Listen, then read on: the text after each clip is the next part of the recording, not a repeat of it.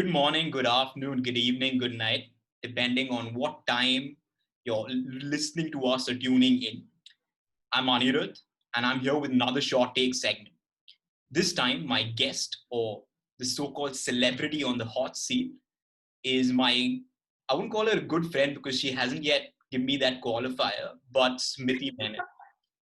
This Hi is welcome to Anirudh. Short Hi Take. everybody. Hi guys.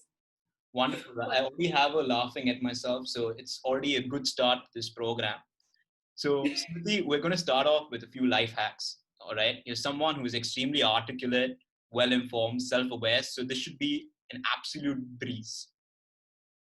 I hope so. I have no idea what's in store for me, and honestly, I'm nervous, but I'm also very excited for this. So Perfect. So, let let's. me confront you with some of your own thoughts, but let me put my own spin on it.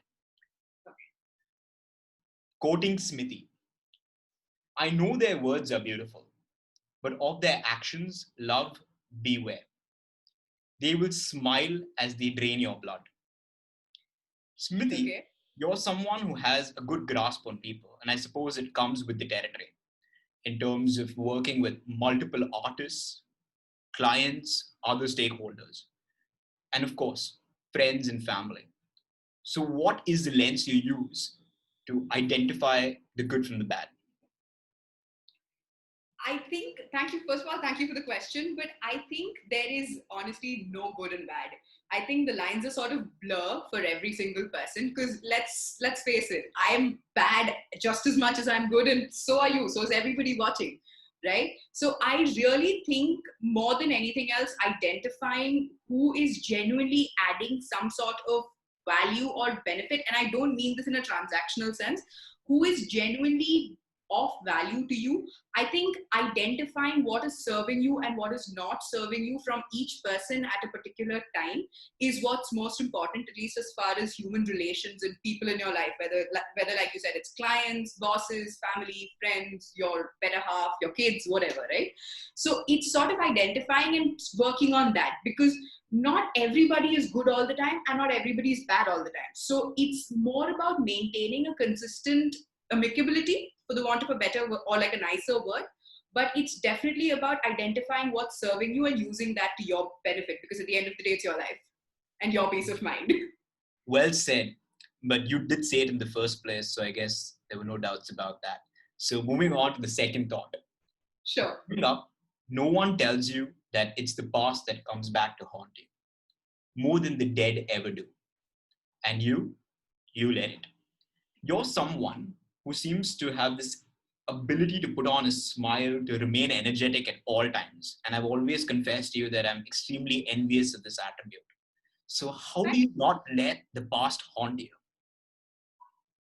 uh, okay, this I can actually break down into steps for you, and I know this is something you sort of acknowledged about me in the past as well. I think my hack to anything in life is breaking it down into its most fundamental parts, and I think first thing, at least as far as letting your past haunt you, is one, acknowledge it.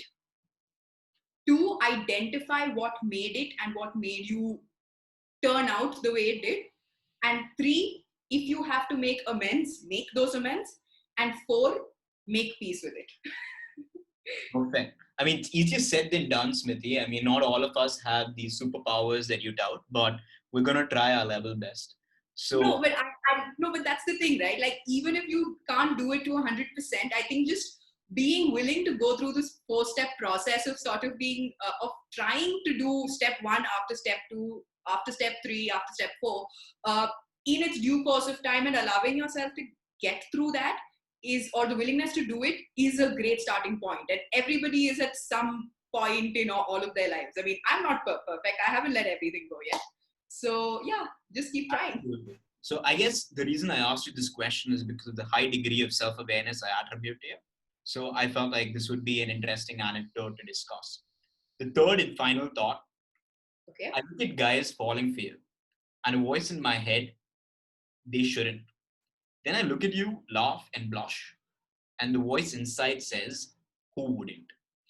Now, Okay. based of our past conversations, I know you can be competitive when need be, all right? But be it professionally or personally, whatever domain we speak of. And yet, I feel you have the ability to acknowledge what's beautiful in others. So where does that come from?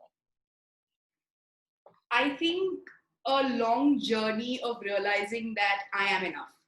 Because for a very long time growing up, I think I had so many insecurities that A, weren't necessary, and B, were insecurities that were created in my own head more than from the world around me or the kind of situations that I've been through. Because of which I constantly, I think, degraded myself more than I should have.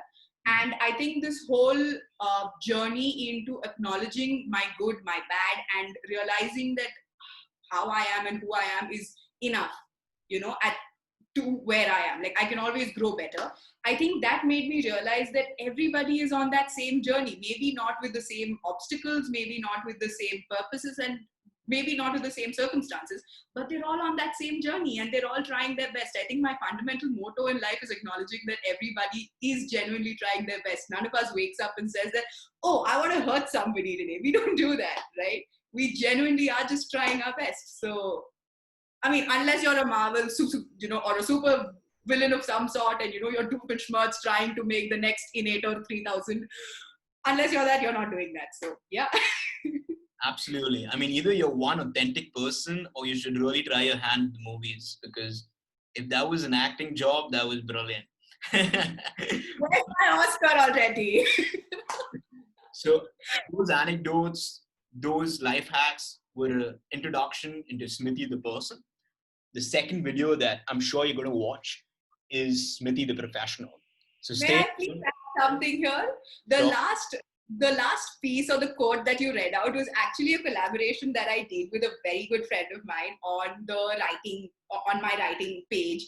And the thing is, the second half that a lot of people might get hooked onto, especially people who might know me or have seen my work in the past, they're going to be like, did Smriti really write that? So the second half or the more romancy side of it, I did not write it. I want to put it on record to say that it was a collaboration. So that was not 100% mine.